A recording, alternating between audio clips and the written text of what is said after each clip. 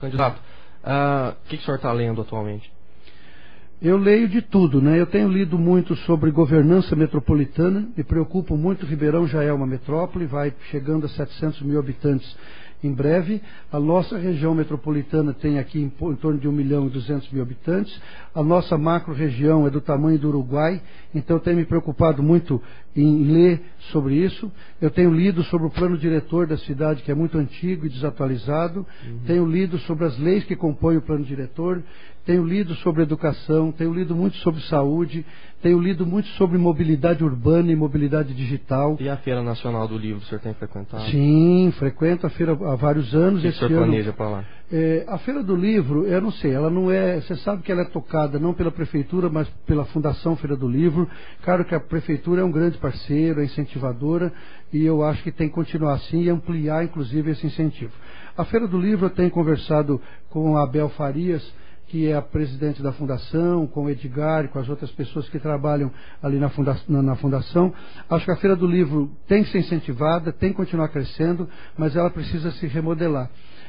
Eu acho que ela precisa sair um pouco do centro, ir também para outros locais da cidade. É uma preocupação muito grande que eu tenho, João e Caetano, é que toda a cultura de Ribeirão está concentrada no centro. Isso precisa acabar. A periferia, e eu convivo com as favelas todos os dias com a periferia, e não tem cultura, e não tem lazer, e não tem esporte. É preciso desenvolver fortemente essas áreas, até porque quando a gente fala em educação, se você não tiver educação, cultura, lazer e esporte juntos, você certamente não vai tirar a juventude da droga, e isso precisa ser feito com urgência. Então a Feira do Livro, ela está se descentralizando para as pequenas cidades, tem que se descentralizar para os bairros da cidade de Ribeirão, que são verdadeiras cidades. Você vai ao Ribeirão Verde, tem 33 mil habitantes, né? Você vai ao Ipiranga, você vai ao Campos Elíseos, você vai à Vila Tibério, a Bonfim, a Vila Branches. Você tem outras cidades dentro da cidade que mereciam ter uma espécie de sucursais da Feira do Livro. A decisão é da Fundação, mas a gente vai trabalhar no sentido de incentivar essa descentralização. São 9h44. Agora estamos recebendo ao vivo aqui no nosso estúdio o candidato à prefeitura aqui de Ribeirão Preto, juiz João Gandini, do PT, coligação formada pelo PT e pelo PTB também. Doutor João Gandini, como vai ser a sua relação com a Câmara Municipal, que no ano que vem vai ter 22 vereadores, 2 a mais do que atualmente, e a gente sabe que normalmente quando não se tem maioria na Câmara Municipal, emperra um pouco o trabalho do governo, o trabalho do prefeito e tudo mais. Como é que o senhor prevê, imagina essa correlação de forças e, claro, a política com P maiúsculo feita entre quem ocupar o Palácio Rio Branco e a nossa Câmara Municipal de Ribeirão Preto? João, é uma questão de paradigma político, né? Nós estamos falando de mudança não só de um nome novo, de uma cara nova na política, mas de novos paradigmas na política. A política não pode continuar sendo feita como é, um business, né? Negócios, transações, negociatas, isso tem que acabar.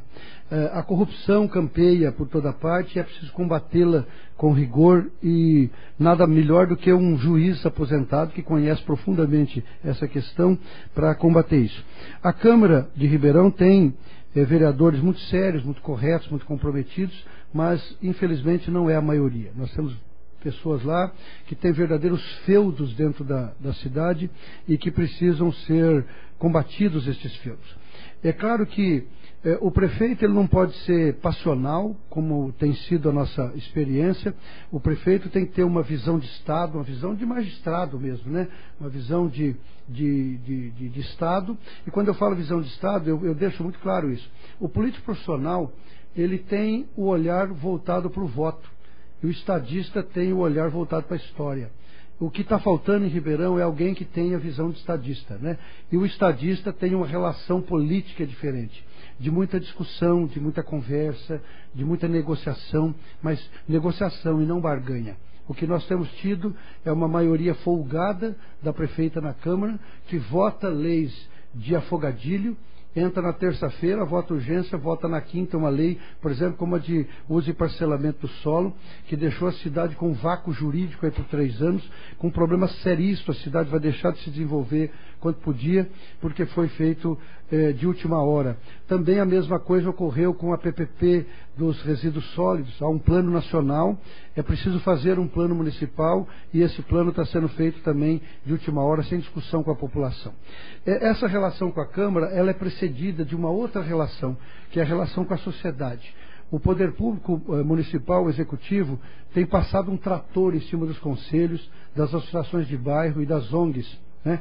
Isso, quando você faz isso, você passa a ter uma construção individual e não uma construção coletiva. Nós sabemos que o que funciona numa cidade é a construção coletiva. Então, a relação prefeito-Câmara tem que ser uma relação de aprofundamento, mas uma relação política e não de barganhas, mas deve ser precedida de uma conversa muito forte com os conselhos, com as associações de bairro e com o terceiro setor. É preciso fortalecer muito o terceiro setor. Dos 5 concorrentes ao Palácio Rio Branco, quem é o seu principal adversário, candidato João Gandini? A gente aprende no futebol que você nunca deve desprezar nenhum concorrente. Todos são candidatos respeitáveis, todos têm o seu sonho para a cidade, e eu preciso respeitar os meus adversários.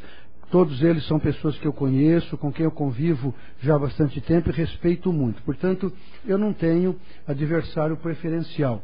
Quando a gente entra num campeonato, a gente tem que entrar para ganhar o campeonato, e não importa que adversário que venha. A gente tem que estar preparado e jogar melhor que os outros.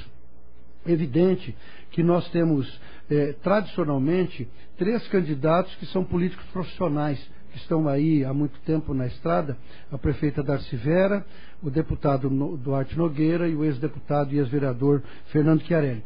São profissionais da política, ao contrário de mim, que estou entrando agora, deixando a minha carreira, como eu disse, de tantos anos, para uma nova caminhada, né? É uma nova visão na política. Então, evidente que esses 3 são os candidatos mais fortes, porque são candidatos já com visibilidade, e eu estou chegando agora, sou menos conhecido da população, e até agradeço esse tipo de entrevista, porque facilita a população ter acesso a uma cara nova, a um nome novo e a uma nova forma de fazer política. O PT está disposto a investir na campanha?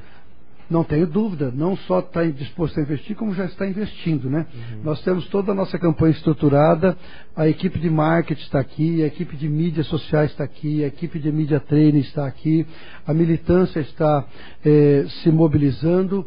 É claro que, se você olhar pela rua, você vai ver que ninguém tem panfleto ainda, ninguém tem adesivo. Só nesse final de semana é que conseguimos esse material, porque você tem um tempo de registro, tem impugnações, tem prazos a serem cumpridos, aí o tribunal libera o CNPJ, tudo isso é fiscalizado, a gente tem que fazer tudo corretamente. Eu era o juiz eleitoral da propaganda na última eleição, então é evidente que a gente vai fazer tudo de acordo com a lei, tudo corretamente. Então, só nesse final de semana que recebemos o primeiro folder, o primeiro adesivo. Então, a gente está começando a ser conhecido agora, mas o PT realmente está disposto a ganhar a eleição e vai ganhar a eleição.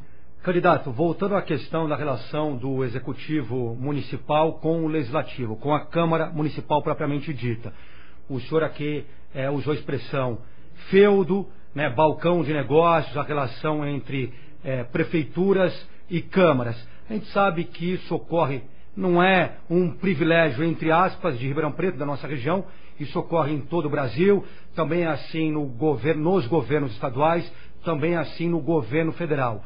2 questões rápidas em relação a isso.